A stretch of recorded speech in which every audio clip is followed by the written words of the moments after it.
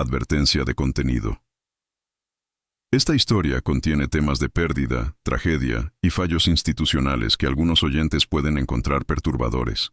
Si le gustan estos misterios históricos, no olvide dar me gusta, suscribirse y activar la campana para no perderse ninguna nueva historia de nuestro archivo de misterios olvidados. El viento del Atlántico golpeaba contra las ventanas cuando Amelia Hart entró por primera vez en la mansión Ravenscroft.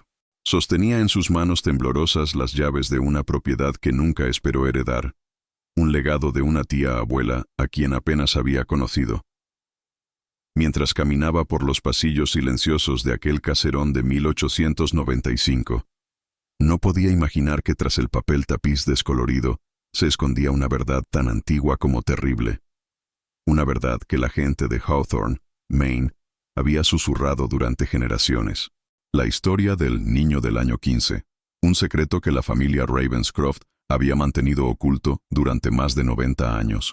Dorothy Wilkins, ahora con 96 años, todavía recuerda el día en que vio por primera vez a Silas Ravenscroft caminando por el muelle con un niño pequeño de la mano. Era 1931, nos cuenta desde la mecedora de su residencia de ancianos. Yo tenía apenas 2 años, pero mi madre siempre contaba cómo aquel día todos en el pueblo se preguntaron de dónde habría sacado el viejo Ravenscroft a aquel muchachito. Lo que nadie sabía entonces era que ese niño, Elias, sería el primero de muchos, y que ninguno permanecería en la mansión más de un año. El pueblo de Hawthorne siempre ha dependido del mar y de la fortuna de los Ravenscroft. Fundado a principios del siglo XIX, sus casitas de madera y su iglesia blanca parecen sacados de una postal de Nueva Inglaterra. En los días claros, cuando el sol brilla sobre las aguas del Atlántico Norte, es difícil imaginar que un lugar tan hermoso pudiera albergar un secreto tan oscuro. Pero, como suele decir el padre Thomas, actual párroco de Santa María del Mar, los pueblos pequeños guardan grandes secretos, y los secretos más grandes se esconden a plena vista. La mansión Ravenscroft, construida por el barón naviero Silas Ravenscroft en 1895, domina el acantilado norte como un centinela silencioso. Sus 3 plantas de piedra gris, sus numerosos torreones y sus ventanales emplomados han sido testigos de la historia del pueblo durante más de un siglo. Generaciones de habitantes de Hawthorne han crecido a la sombra de aquella mole de piedra, trabajando en los astilleros Ravenscroft o en las conserveras que la familia poseía a lo largo de la costa. La fortuna de los Ravenscroft era la fortuna de Hawthorne, y quizás por eso nadie quiso hacer demasiadas preguntas cuando, cada 15 años, un niño desaparecía. Martha Callahan, que ahora tiene 88 años, trabajó como asistenta en la mansión durante los años 50. El señor Harrison Ravenscroft, nieto de Silas, era un hombre muy reservado, nos cuenta mientras hojea un viejo álbum de fotografías en su pequeña casa cerca del puerto. Recuerdo que en 1946 trajo a casa a un niño llamado Elias. Dijo que era sobrino de una prima lejana que había fallecido. El niño parecía asustado, con esos ojos grandes y oscuros que parecían seguirte por toda la habitación. Le asignaron el cuarto del 3er piso, el que tenía papel tapiz de barcos. Yo misma le llevaba la comida todos los días. Marta hace una pausa, y sus dedos, ahora nudosos por la artritis, acarician una vieja fotografía en blanco y negro, donde se ve a un niño de unos 12 años posando incómodo junto a un hombre de mediana edad con traje oscuro. Desapareció justo un año después. El señor Harrison dijo que lo habían enviado a un internado en Boston, pero nunca recibimos una carta. Nunca. El patrón era siempre el mismo, según los registros que Amelia Hart descubrió en el desván de la mansión. Cada 15 años, un niño de 12 años llamado Elias llegaba a la mansión Ravenscroft, siempre huérfanos, siempre sin familia conocida, siempre con la misma historia. Eran parientes lejanos que necesitaban un hogar. Y siempre, exactamente un año después de su llegada, desaparecían sin dejar rastro. Elias Pritchard, 1931. Elias Kingsley, 1946. Elias Forrester, 1961. Elias Thompson, 1976. Elias Woodward, 1991. Elias Blackwood, 2006. 6 niños, 6 desapariciones. una familia cuya longevidad y buena fortuna parecían desafiar el paso del tiempo. Los Ravenscroft siempre fueron gente extraña, nos cuenta Harold Fisher, ex jefe de policía de Hawthorne, ahora jubilado a sus 82 años. El viejo Marcus Ravenscroft, que heredó el negocio en los años 70, parecía mucho más joven de lo que debería. Tenía 60 años cuando yo empecé en la comisaría, pero no aparentaba ni 45. Todos en el pueblo comentaban lo bien que se conservaban los Ravenscroft. Harold nos mira por encima de sus gafas bifocales, su rostro curtido por décadas de intemperie mientras patrullaba las calles del pueblo. Cuando el pequeño Elias Thompson desapareció en 1977, intenté investigar. Encontré informes de niños desaparecidos que se remontaban a los años 30, todos con el mismo nombre, todos de la misma edad. Pero el alcalde me dijo que lo dejara estar. Los Ravenscroft son buenos para este pueblo, me dijo. Sin ellos nos hundimos. La complicidad del pueblo no era casualidad. Los registros municipales que Amelia descubrió, escondidos tras un panel suelto en la biblioteca de la mansión, mostraban donaciones generosas a la iglesia local, al ayuntamiento, a la escuela pública. Cada desaparición iba seguida de una oleada de benevolencia por parte de la familia Ravenscroft.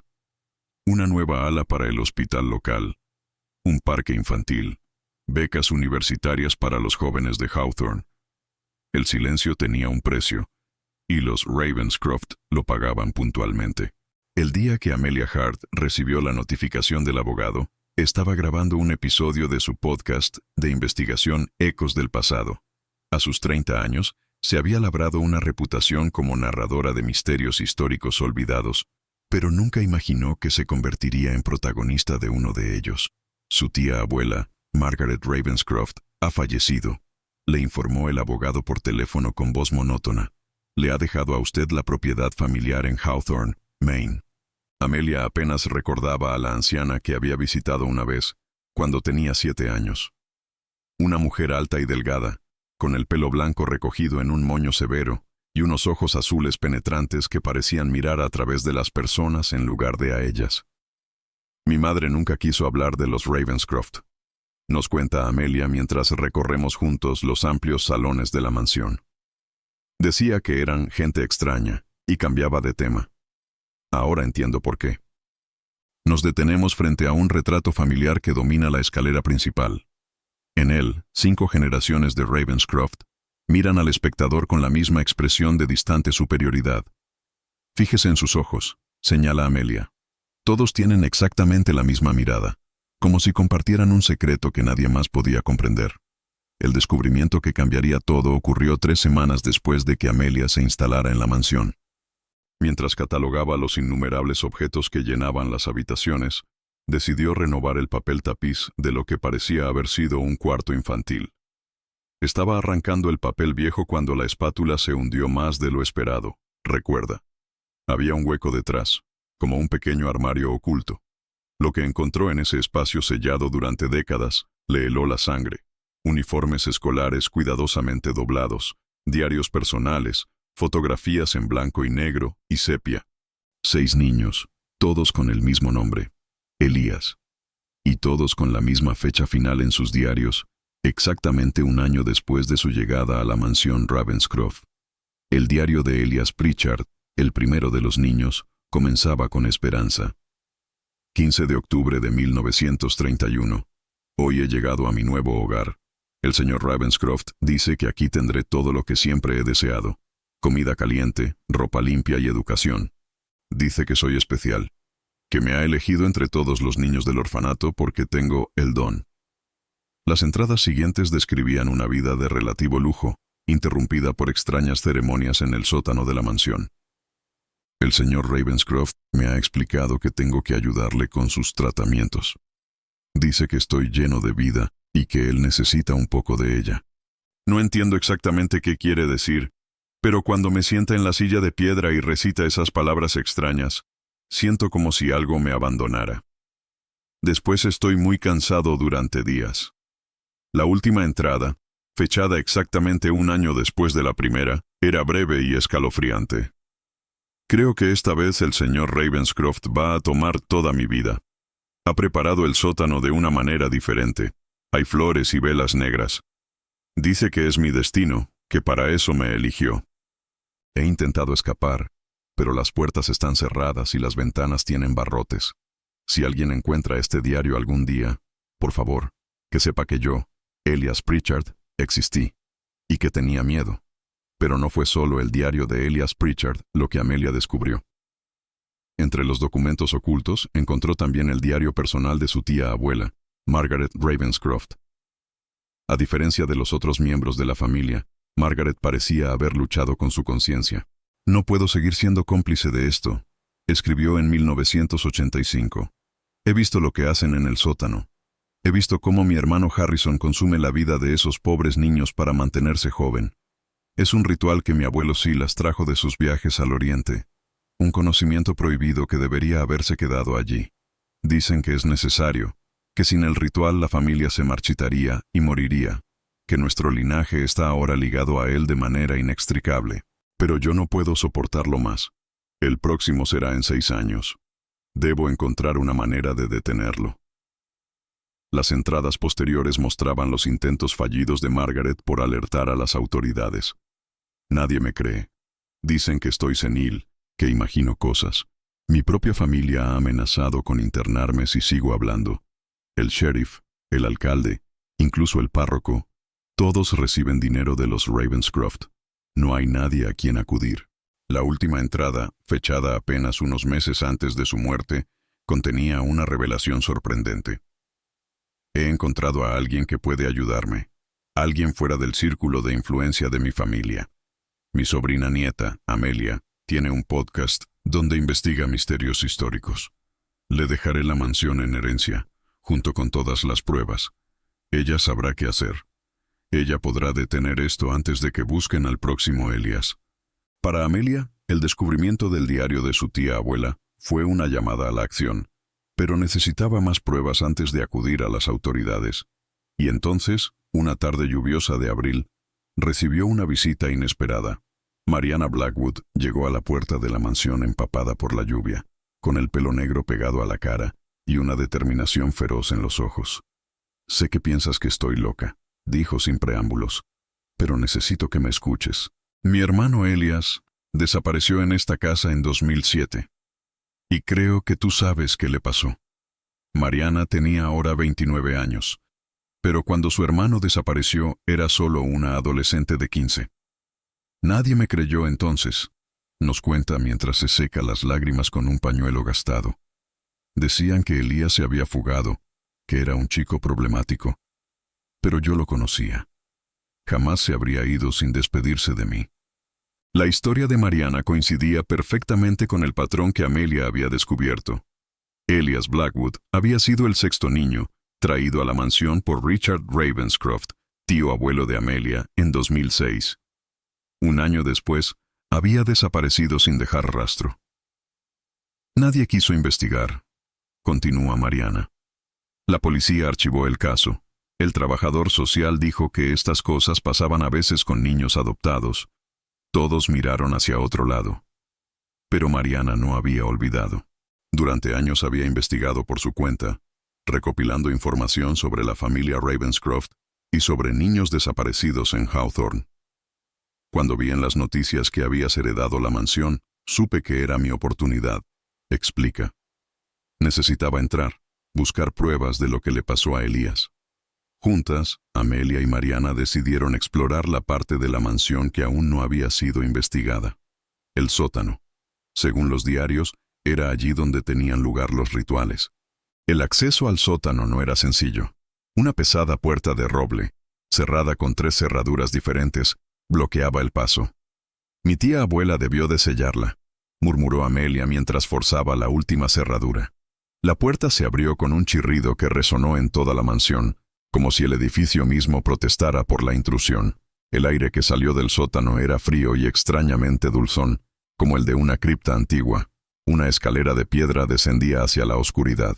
Amelia y Mariana se miraron, tomaron aire, y comenzaron a bajar, iluminando el camino con sus linternas. Lo que encontraron abajo desafiaba toda comprensión humana. El sótano había sido transformado en una especie de laboratorio ritual. En el centro, una silla de piedra tallada con símbolos extraños descansaba sobre una plataforma circular. Alrededor, en las paredes, nichos excavados en la roca albergaban lo que parecían ser relicarios. Pero en lugar de contener reliquias de santos, estos contenían esqueletos pequeños, cuidadosamente preservados. 6 nichos, 6 esqueletos. Elías, susurró Mariana, acercándose al nicho más reciente. Una placa de bronce bajo el esqueleto rezaba, Elias Blackwood, 2006-2007, dador de vida. Junto a la silla de piedra había un antiguo libro encuadernado en piel oscura. Sus páginas, escritas en una mezcla de latín y otro idioma más antiguo, detallaban el ritual que los Ravenscroft habían practicado durante generaciones. La transfusión de vida, lo llamaban. Un rito oscuro que permitía transferir la fuerza vital de un ser a otro, alargando la vida del receptor y preservando su juventud a costa de la del donante.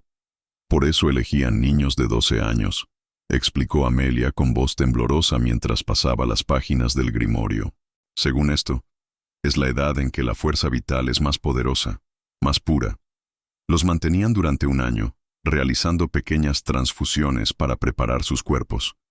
Y luego, en la ceremonia final, tomaban toda su vida de una vez. Entre los documentos encontrados en el laboratorio había registros meticulosos que se remontaban incluso más atrás de lo que Amelia había descubierto inicialmente. El primer Elias databa de 1896, apenas un año después de que Silas Ravenscroft construyera la mansión. El ritual, al parecer, había comenzado con el propio fundador de la dinastía. «Mira esto», dijo Mariana, señalando una fotografía amarillenta que mostraba a Silas Ravenscroft en 1930, más de 30 años después de su primer ritual. A su lado, una fecha de nacimiento, 1850. Tenía 80 años en esta foto, pero aparenta menos de 50. Los documentos revelaban también la razón del espaciado de 15 años entre cada ritual. El efecto rejuvenecedor duraba aproximadamente ese tiempo antes de comenzar a desvanecerse. Cuando los signos de envejecimiento reaparecían, la familia buscaba un nuevo Elias para el sacrificio. Pero había algo más, algo que explicaba por qué siempre elegían niños con ese nombre en particular. En una carta fechada en 1895, Silas Ravenscroft escribía a su esposa desde Egipto: «He encontrado el secreto que buscábamos, mi querida Eleanor. Un ritual antiguo, prohibido incluso por los sacerdotes del faraón. Requiere un sacrificio, un niño que lleve el nombre del Dios de la vida. He decidido que será Elías, una variación cercana que no levantará sospechas. Con su fuerza vital, nuestra familia prosperará durante siglos». Mariana se dejó caer de rodillas frente al nicho que presumiblemente contenía los restos de su hermano. «¿Por qué?», sollozó. «¿Por qué nadie hizo nada? ¿Cómo pudo todo un pueblo permitir que esto ocurriera una y otra vez?». La respuesta estaba en los demás documentos que encontraron en el laboratorio. Contratos, acuerdos, registros de pagos. Los Ravenscroft no solo habían comprado el silencio de las autoridades locales, habían convertido a todo Hawthorne en cómplice de sus crímenes. El pueblo entero se beneficiaba de la longevidad y la riqueza de la familia. A cambio, miraban hacia otro lado cuando un niño desaparecía. «La economía de Hawthorne depende casi por completo de los Ravenscroft», explicó George Miller, bibliotecario del pueblo, cuando Amelia lo entrevistó días después. A sus 78 años, George había dedicado décadas a recopilar la historia de Hawthorne. Los astilleros, la conservera, el puerto deportivo, todo es propiedad de la familia. Si los Ravenscroft caen, el pueblo entero se hunde. Cuando Amelia le preguntó si conocía la historia de los niños desaparecidos, el anciano bibliotecario desvió la mirada. «Hay cosas de las que no se habla en Hawthorne», respondió en voz baja. «Cosas que se susurran de padres a hijos, con la advertencia de nunca mencionarlas fuera de casa. El precio de nuestra prosperidad». Lo más perturbador, sin embargo, fue descubrir que el ritual no había terminado. Entre los documentos encontrados en el laboratorio, había una carta reciente de Victor Ravenscroft, el último miembro vivo de la familia y primo segundo de Amelia.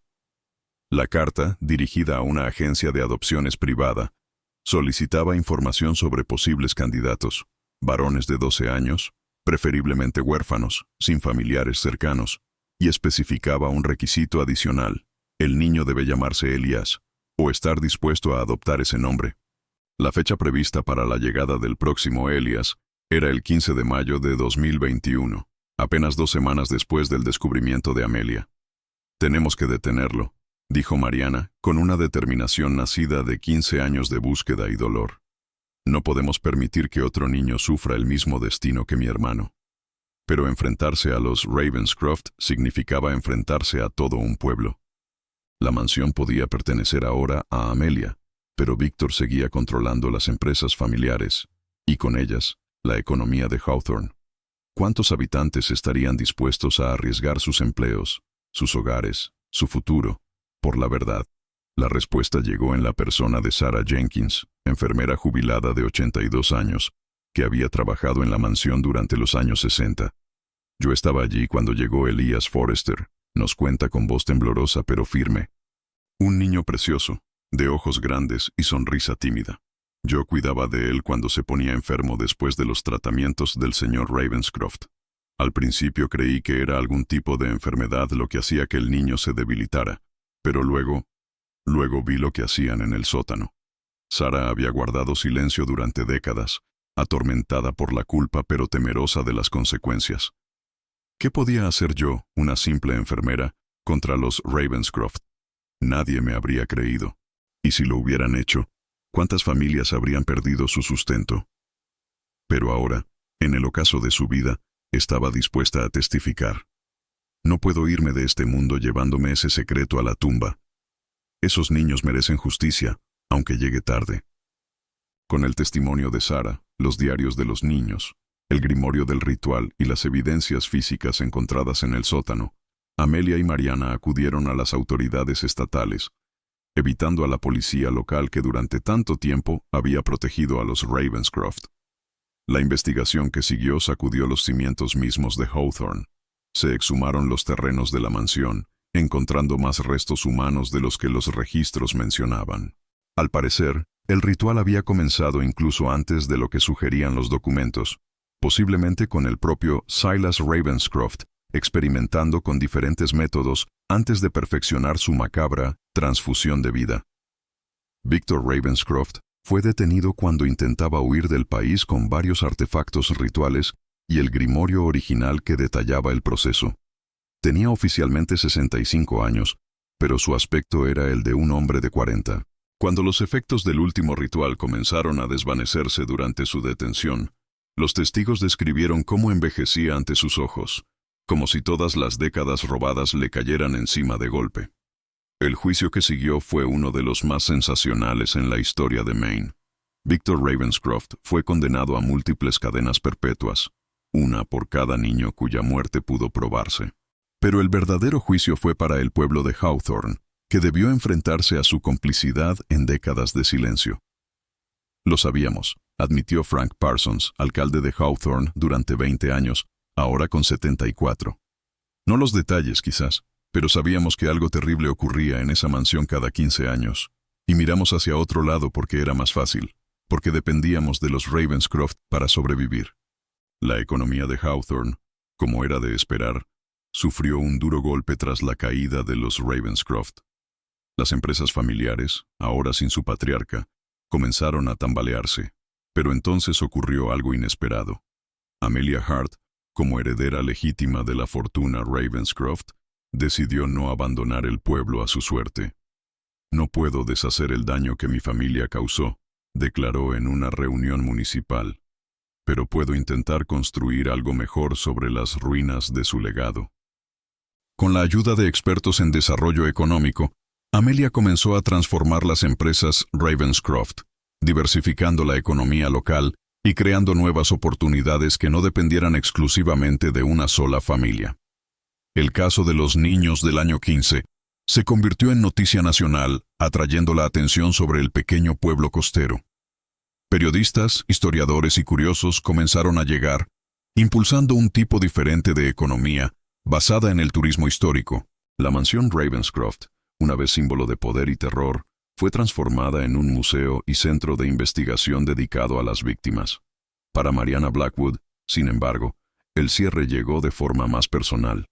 Los restos de su hermano Elias, identificados mediante pruebas de ADN, recibieron finalmente un entierro digno en el cementerio de Hawthorne, junto con los de los otros niños sacrificados en nombre de la avaricia y la inmortalidad. «Por fin puedo decirle adiós», nos dice Mariana, dejando un ramo de lirios blancos sobre la lápida recién colocada. «Durante 15 años he vivido con la incertidumbre, preguntándome qué le había pasado, si seguiría vivo en alguna parte. Ahora sé la verdad, por terrible que sea. Y hay un extraño consuelo en eso. La historia de los Ravenscroft y los niños Elías es una de codicia, poder y el terrible precio de la inmortalidad. Pero es también una historia sobre el silencio cómplice de toda una comunidad, sobre cómo el miedo y la dependencia pueden llevarnos a ignorar atrocidades que ocurren ante nuestros propios ojos. En Hawthorne, Maine, las campanas de la iglesia de Santa María del Mar repican cada 15 de octubre en memoria de los niños perdidos. Es una tradición nueva, iniciada tras el descubrimiento de la verdad, pero una que los habitantes del pueblo han abrazado como parte de su proceso de redención colectiva. No podemos cambiar nuestro pasado, dice el padre Thomas durante la ceremonia conmemorativa, pero podemos aprender de él, asegurarnos de que nunca más el silencio sea cómplice del mal. En cuanto a la mansión Ravenscroft, ahora convertida en museo, los guías turísticos cuentan la historia de los niños del año 15 a los visitantes que recorren sus pasillos. El laboratorio del sótano ha sido preservado tal como se encontró, como testimonio de los horrores que pueden ocurrir cuando el poder queda sin control. Pero hay quienes dicen que la historia no ha terminado del todo. Algunos visitantes afirman haber oído risas infantiles en el antiguo cuarto de los niños, a pesar de que está vacío.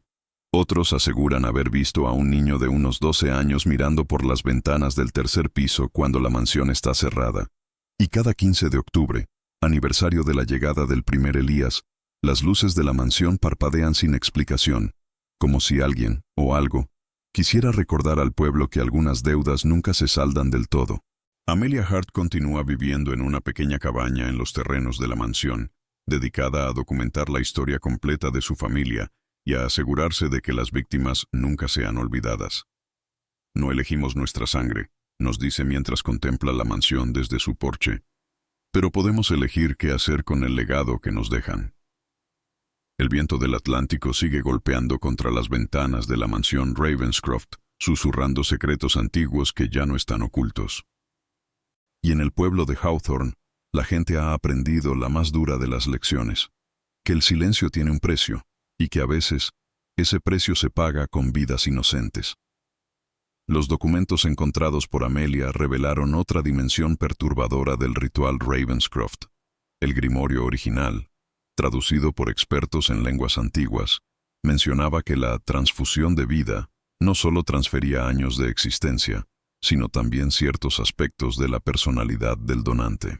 Con cada ritual, los Ravenscroft no solo se rejuvenecían físicamente, también absorbían fragmentos de la inocencia, creatividad y potencial de sus víctimas. Esto explica muchas cosas, comenta el doctor Alejandro Ramírez, psicólogo forense que estudió el caso. Los testimonios describían a los Ravenscroft como personas de personalidad cambiante. A veces mostraban una crueldad calculada, propia de adultos corruptos por el poder. Otras veces exhibían una curiosidad casi infantil, un entusiasmo impropio de su edad aparente. Estaban, en cierto modo, habitados por las almas fragmentadas de sus